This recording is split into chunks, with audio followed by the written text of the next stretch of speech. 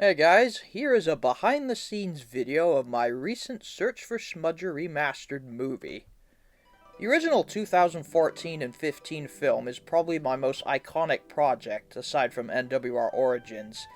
The original film is great, but there are quite a lot of things that I really wanted to change. Not just technical stuff, given it's a 10-year-old movie, but there are a lot of issues I have nowadays with the overall script. It's just, very complicated, and the tone is kinda all over the place, so that 2020 remastered version of that Haunted Henry retelling really gave me more confidence with physical models or Wooden Railway. Interestingly, this project was actually not originally a Search for Smudger remake, it was more of just like a generic adaptation of Duke the Lost Engine. In fact, that opening scene is the first lines of that original script from 2020. That script stayed dormant for a very long time, but I think it was when they uploaded those Season 5 deleted scenes, the full footage. That's what really inspired me to start making actual model train videos, or at least physical videos, not just trains. Yeah, I'd already created Horus and all that, but those videos were really what inspired me to make stuff like, well, the Horus series and all that. So, as far as when it became the Search for Smudger remake, I think it was probably around it would have been just before the 10th anniversary of my channel, because I had announced it then. And that was just simply, I decided to combine the projects because it just would have been easier, and again, the Search for Smudger is a story I've always wanted to redo. I just love that idea. So you're probably all wondering the reason I decided to combine trains and Wooden Railway, and it wasn't just, some artsy creative decision. I've probably talked about this in other videos, but it was actually because originally I had planned to do the full movie with either Wooden Railway or actual model trains, Obviously, the model trains idea went out pretty fast. I mean, I don't have the budget to buy all the engines, and then you'd have to create quite a lot of customs. So I then switched to Wooden Railway, and at first I was actually going to do it all in stop motion. Here are some tests I did in April of 2023 with Bertram and Sir Handel. For obvious reasons, I decided not to do stop motion, just, the time involved. Yeah, so the issue I always had was, obviously, the Wooden Railway track really contrasts with the model environments. So at first I tried, why not just push the trains along this HO scale track I have? And that didn't really work out well because, they shake a lot because their wheels are on the sleepers. And I thought, maybe I could modify them to, kind of like Leokim Video did for his Mad Bomber series with those Erdls. So I tried several things, either like actually putting HO scale wheels on them. I mean, just look how bad this looks. Or, I even tried using these sleds, and this ran pretty smoothly, but yeah, it looks pretty tacky. And, I did a poll on Twitter, and it was voted down. So, yeah, I decided to just do the whole, doesn't matter that much. Let's just use Wooden Railway track. So yeah, I started filming with the intent for the whole project to be Wooden Railway. The first shot I filmed, or at least the shot that was actually used in the film, is this shot here, filmed in July 2024. After shooting a few scenes, I just came to the realization that, especially with ADHD and all that, I just don't think I would have been able to complete it had the whole thing been Wooden Railway. It was just too daunting of a task. So I decided to come up with a creative compromise. Interestingly, one reason that made me choose this way was I had already bought a Wooden Railway Bertram, the 2016 one with a tender. It was not cheap. This must have been a very rare item. So I thought, why not just do a gamble where the flashbacks are Wooden Railway, but present day is in trains. And I think, whatever your thoughts on that, it turned out to be a lifesaver for me. I had shot a few shots of the Skarloey Railway sheds intended for present day, so what you're seeing right now is, I guess, the lost cut. This was intended to be one of the early scenes where the engines are talking about the Railway Society coming, where Skarloey says, "You don't have the honor of being the namesake of the railway like me." You'll probably recognize some of these props and sets, and that's because some of them were used for the Horus videos as well, especially this shot here. Yeah, obviously I just changed the track. So there were a lot of changes I made to the script from the original. A lot of it was due to, either it was just too confusing in the original, or, especially, with the bridge scene, I felt, In the original, it got a bit too dark, so... And also, with the original, I wanted to give a more action-packed climax, give more substance. So that's where I created Bertram rescuing Duke on the bridge. In fact, originally, it wasn't the old Iron Bridge. It was actually either a viaduct or he was going to be, swept away on this causeway. I just asked some people on Discord for their opinion. My goal with the original story was just to cut down on a lot of padding, scenes that just kind of were filler in my opinion. But ironically, and I didn't know this until I actually looked it up, the original film, the 2014 film, is 10 minutes shorter than the film I just made. That's just so ironic. I think a lot of it was just, I took out scenes that I thought were just padding, and then I replaced them with scenes that were more substance, added to the story. So that's why some characters like Jock, Donald, and Douglas, they didn't have speaking roles in this special, and why you see less of the Arlesdale engines. Obviously, I couldn't take out Molten Mike, that was a fan favorite, but the reason I didn't have the scenes of the workmen exploring the Mid-Sodor ruins was I felt that it just would have been too difficult to try and make it look exactly, the wooden railway look exactly like the Mid-Sodor sheds in the Trains game. Maybe I was too lazy in that regard, but it did give me more freedom to create the Mid-Sodor sheds in the wooden railway form. Here are some shots of the overall sets, in quotation marks. I tried to simulate what they did with the TV series, building temporary sets, filming all the scenes that were on that location, then picking it all up and creating a new one. As you can see, it's very simple. It's just laying a grass mat down and some scenery, moss, rocks, and all that. One thing that came in very handy was a 3D printer I got for Christmas, so many of these buildings were actually 3D prints, and then just spray painted and all that. I am amazed at how good the Mid-Sodor shed turned out, because, oh my god, it was so difficult to get right. It would keep collapsing. It wasn't a fully fused building. It was just 3D printed pieces stuck together, leaning on each other on this cardboard and wood sticks. In fact, there's a scene where Smudger accidentally knocks it over, I think. That wasn't intentional. Also, word of advice, if you're 3D printing thin objects, don't ever put it out in the sun to dry after spray painting it. It will bend. Originally, I was gonna try and create an actual old iron bridge, but in the end, I just had to do a lot of superimposing and green screen. Yeah, you'll notice the old iron bridge is actually just from the Trains game, superimposed in.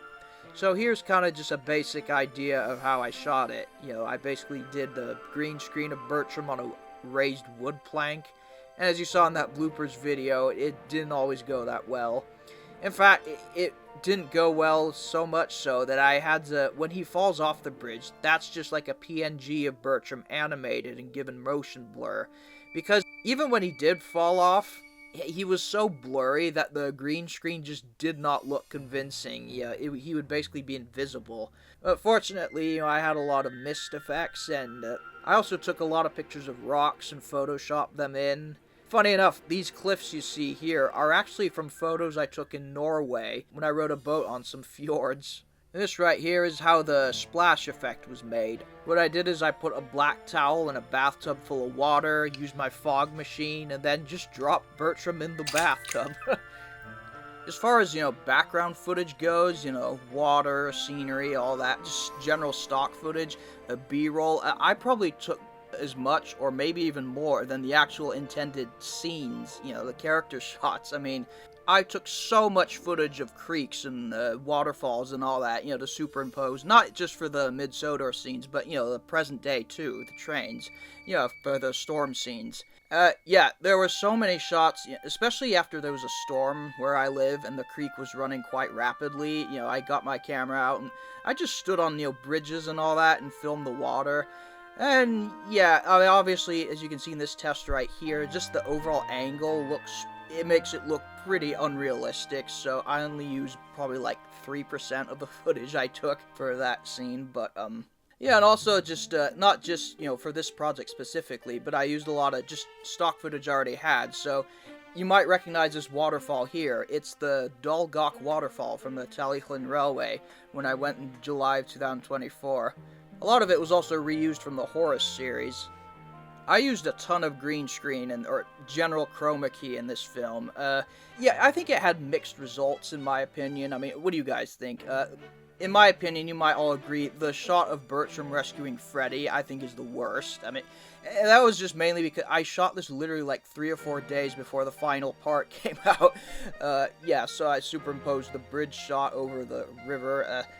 Yeah, and I have this problem where, you know, the truck, you may notice, sometimes the bright colors, they reflect off of the wooden railway, or just anything you have. So what happens is you have the truck's face basically fading away.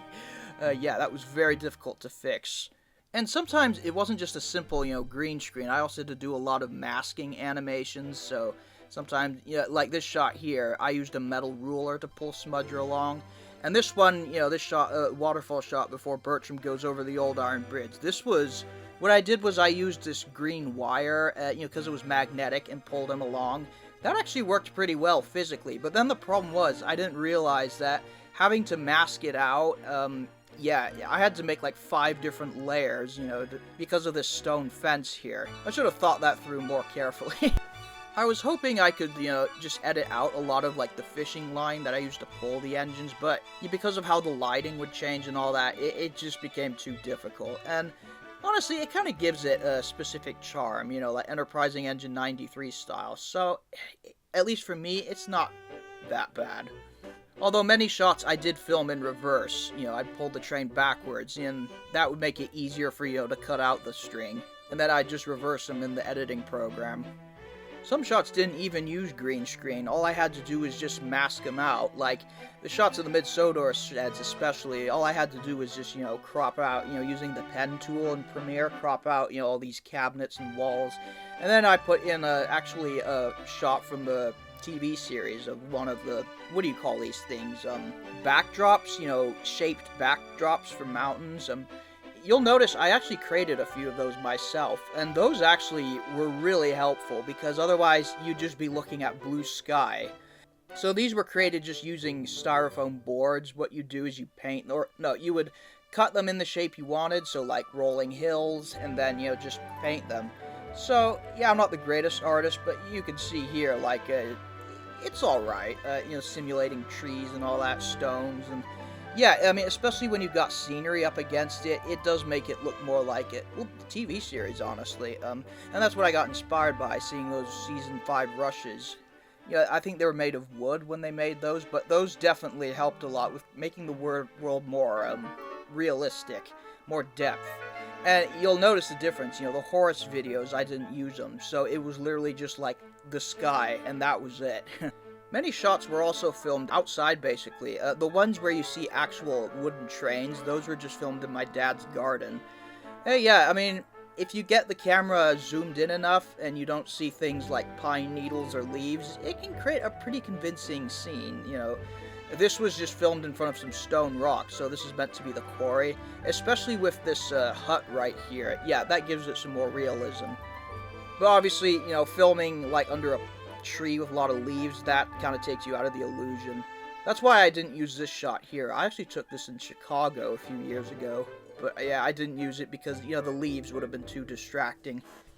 I think the shots that were definitely most complex and difficult to pull off were the ones of Smudger going over the waterfall. I mean, yeah, the shots you see were taken at like 5 different places.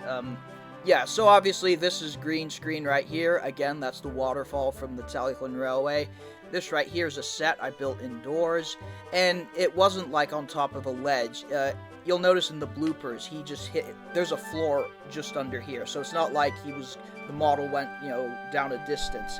But, you know, then I would cut it, and then you would cut to this, Smudger just running down some rocks, and then, yeah, as you saw in the bloopers, this shot was actually filmed very early on. I think it was in July.